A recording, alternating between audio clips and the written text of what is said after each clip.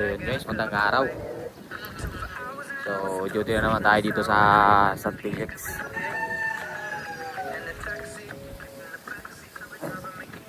So ito yung ngayong binabantayan kong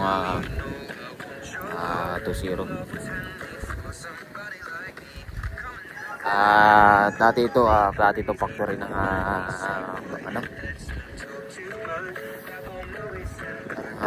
medyo lumutang ko na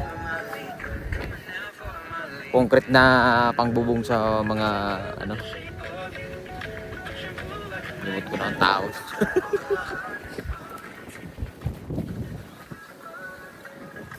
So yun guys, maganda ngayon ang panahon ko medyo summer pa, kaya medyo maganda pa ang panahon.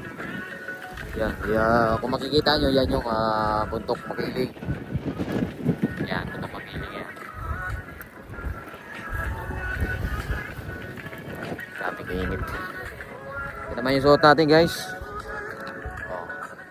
Balot-balot tayo kasi grabing init din . So ito nga pala yung mga binabantayan ko rito. Kaya mga motor na yan. Mga motor na yan ang binabantayan ko.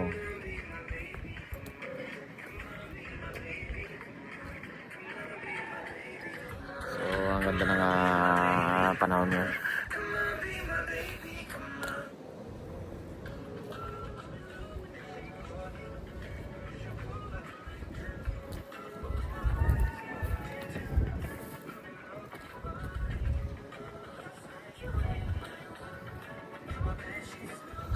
So ito yung mga motor na Kimco.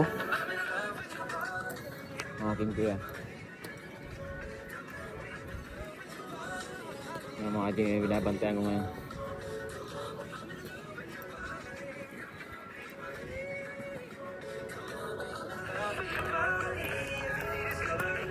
Laking init. So ito yung motor ng mayayaman . Ang branding niya na Kimco.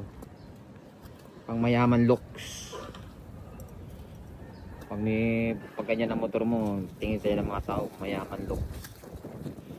Kasi alam ko to pang pang class A itong mga motor . So hindi natin alam kung magkano ang presyo nito. Kalaki mga bangko niya.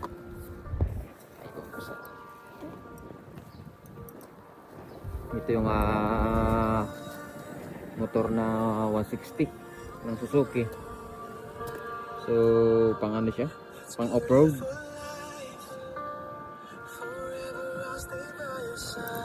Sarap ito hatawin sa off-road.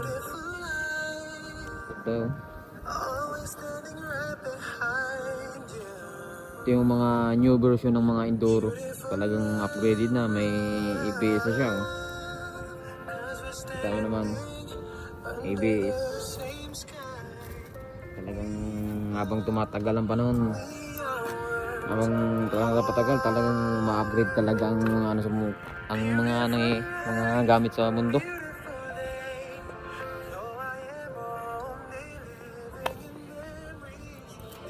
So ito ang brand na motor nito, Kimco rin to. Siya 350. Hindi pa rin siya legal sa expressway. Pero yung laki niya, talagay ko yung laki niya, pasok na . Pasok na sa expressway yung laki niya. Kaso ang problema, 350 lang siya. Ay alam mo naman natin ang batas natin na pwede lang pumasok sa expressway is 400. So ito naman yung bagong labas ng Kimco na 125.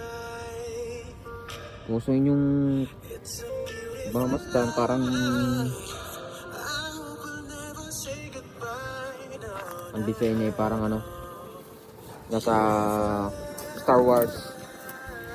Kimco rin ang brand niya . Yan. So ayusin natin yung ating balot, baka tayo pamaya pagbabadaling natin sobrang itim na natin. So yun.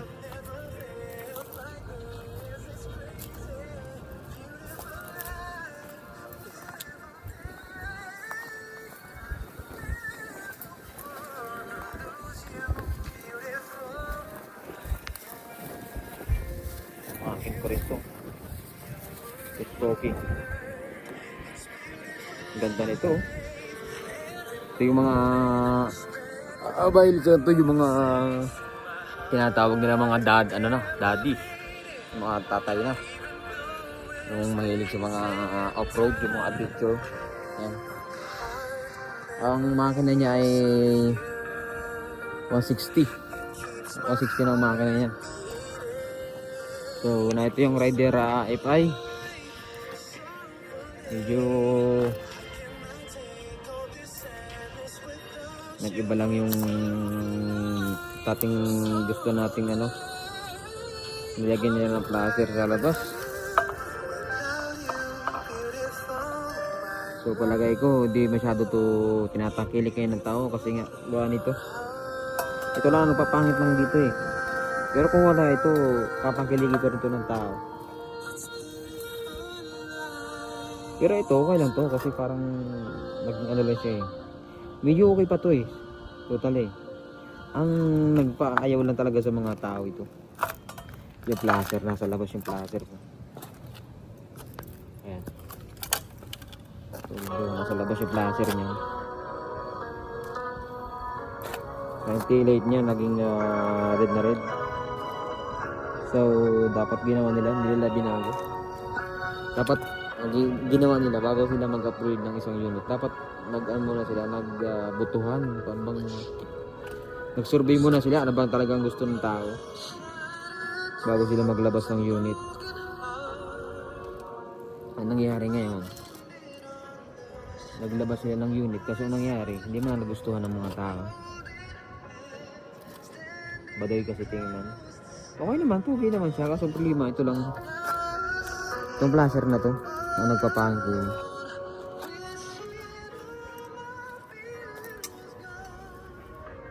So mga smash, talagang ilang decade na to. Pero hindi pa rin napipiece out. Talagang mga talagang smash. Tinatangkilik talaga ng mga tao ang smash. So pasok tayo, sobrang init. Parang 1,000 degrees. So ito nga pala yung warehouse. Parang haunted house ata to.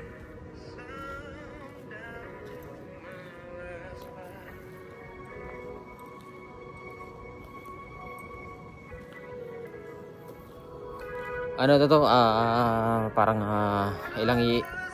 kasi nagsara ito ay 2017. So ngayon lang, taon lang uli nabuksan. Kaya tingnan mo parang nasa yung mga, alam mo yung sa pelikula, yung mga zombie. Yan. Parang ganito lang. Parang ganito yun. Sa mga abandonadong gusali, nagkakaroon ng zombie. So yan yung paligid.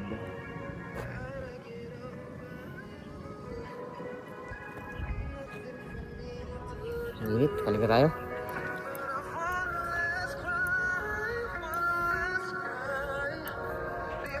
So masyadong madamdamin yung ating musika.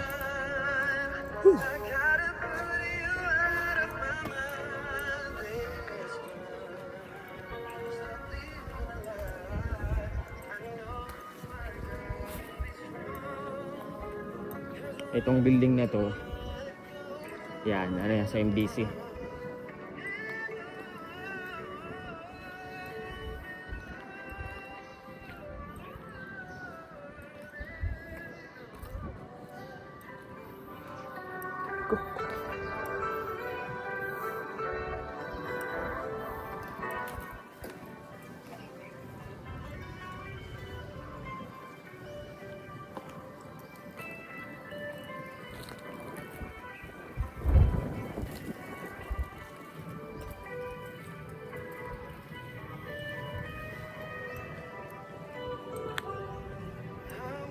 So ito nga pala yung parang ito 250cc ng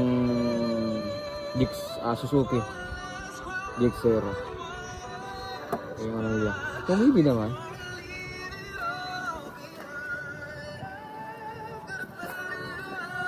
Tigyan mo na porma ng So, ito siya. Ito yung Gixxer. Ngayon, in-upgrade nila, naging ito. Yan, yung big bike pang sports. So, yun, ito ang kulay na signature ang Suzuki. Ayan. Sa ganyang kulay yan ang signature ng Suzuki.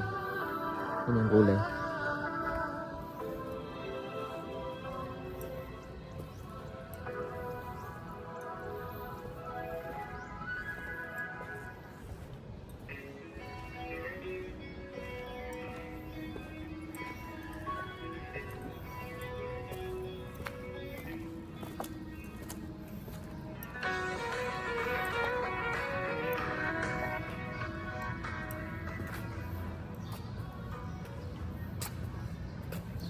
So, ito Honda.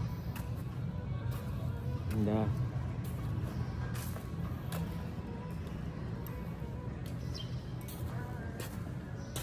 So, ito yung table natin.